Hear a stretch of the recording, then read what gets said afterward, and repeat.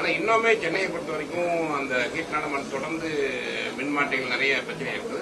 இங்க நம்ம என்ன பண்ண போறோம், அங்க எல்லா இடத்துலயும் இப்ப அதிகப்படியான குழுக்கள் அமைச்சிருக்கு. நேற்றுலாம் வந்து பாத்தீங்கன்னா இப்ப பெரம்பூர் ஒரு சில இடங்கள்ல 2 தெருவில் வந்து டிரான்ஸ்ஃபார்மர்ஸ் இஷ்யூ வந்துச்சு. ஸோ ஃபியூஸ் ஆஃப் இருந்துச்சு. உடனே அதை வந்து சரி பண்றதுக்கு 40 நிமிஷம் சரி பண்ணாங்க. ஸோ எங்கெங்கெல்லாம் நம்ம குழுக்கள் அமைச்சு உடனடியாக சரி பண்ற பணியில இருக்கிறாங்க, சரி பண்ணிடுறாங்க. ஸோ அதான் இப்போ சேர்மனும் பேச சொன்னாங்க. 4.5 லட்சம் மேற்பட்ட டிரான்ஸ்ஃபார்மர்ஸ் இருக்கு. இதுல வந்து எல்லாம் 20 வருஷத்துக்கு பழசு வந்து 60-70% மேல வந்து 20 வருஷத்துக்கு பழைய டிரான்ஸ்ஃபார்மர்ஸ்.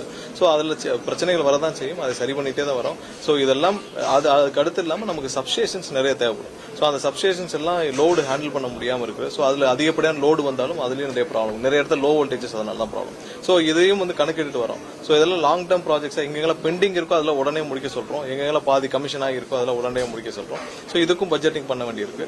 ஸோ இதெல்லாம் சரிபார்க்கிற பணிகள் நடந்துட்டு இருக்கு. பட் என்ன இருந்தாலும் மக்களுக்கு தேவையான சேவைகள் எங்கேயும் பாதிக்கப்படக்கூடாது. ஸோ அங்க இந்த எக்யூப்மெண்ட்ஸ் இன்ஃப்ராஸ்ட்ரக்சர் லெவலில் பிரச்சனை, டிரான்ஸ்ஃபார்மர் பிரச்சனை அங்கங்க சரி பண்ற பணிகள்ல குழுக்கள் அமைக்கப்பட்டு அவங்க எல்லாம் உடனே சரி பண்ணிட்டு வராங்க.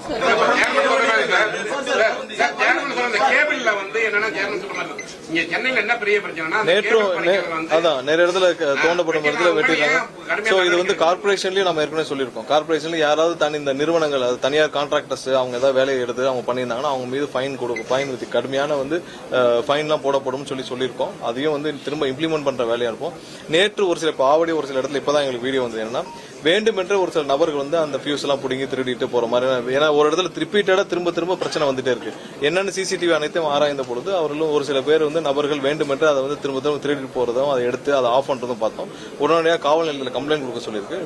முடிஞ்ச உடனே காவல் நிலையத்தில் கம்ப்ளைண்ட் கொடுத்தப்போ நம்மளே அந்த வீடியோ வெளியிடுறோம். ஸோ நிறைய இடத்துல இந்த மாதிரி திட்டமிட்டவும் செய்யப்பட்டு வருகிறது. ஸோ அங்கங்கே வந்து இருக்கிற சிசிடிவி ஆதாரத்தின் அடிப்படையில் அதையும் கம்ப்ளைண்ட் கொடுக்கவும் சொல்லியிருக்கோம். எங்க ரிப்பீட்டடா ஒரே இடத்துல ஒரே பேட்டர்ன்ல வருதுன்னா ஏன் இந்த மாதிரி வருது அப்படின்னு சொல்லி பாக்குறப்ப அது ஒரு சில நபர்கள் வேண்டுமென்றே செய்தார்கள். அதையும் இப்ப சிசிடிவி ஆதாரம் வந்திருக்கு. ஸோ ரெண்டையும் பேலன்ஸ் பண்ணி போறோம். கண்டிப்பா மக்களுக்கான முழு வீச்சில் மின்சார வாரியம் இயங்கிட்டு இருக்கு. என்ன செய்யணும் இல்ல, இப்போ ஒன்னு கவனத்துக்கு வந்து சில மணி நேரம் இங்க வர்றதுக்கு முன்னாடி ஒரு கம்ப்ளைண்ட் வந்தது, அதை கொடுக்க சொல்லிருக்கோம். ஒவ்வொரு இடத்துலயும் அது இன்ஸ்ட்ரக்ஷன்ஸ் கொடுத்துருக்கோம். இல்ல இல்ல அங்க அந்தந்த ஏரியாக்கள்ல உடனடியாக அது சரிபார்க்கும் பணிகள் நேற்று 40 நிமிஷத்துக்குள்ள சரிபார்க்கும் பணிகள் நடந்து முடிவடைந்துச்சு.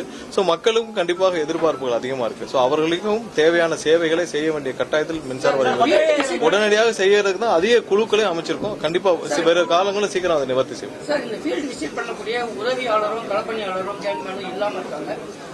என்னன்னா இல்ல அதுக்கான 5500 பேர் வந்து பெண்டிங்ல இருக்கு. ஏற்கனவே அந்த கேங்மேன்ஸ் எடுத்தது இருக்கு.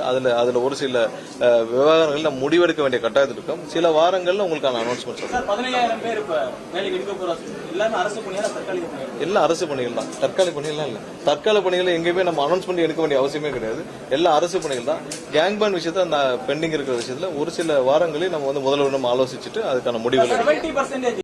அனைத்து விதமான உள்ளூர் மற்றும் உலக செய்திகளுக்கு நமது www.adiban.com என்ற இணையதளத்தை பார்வையிடவும்.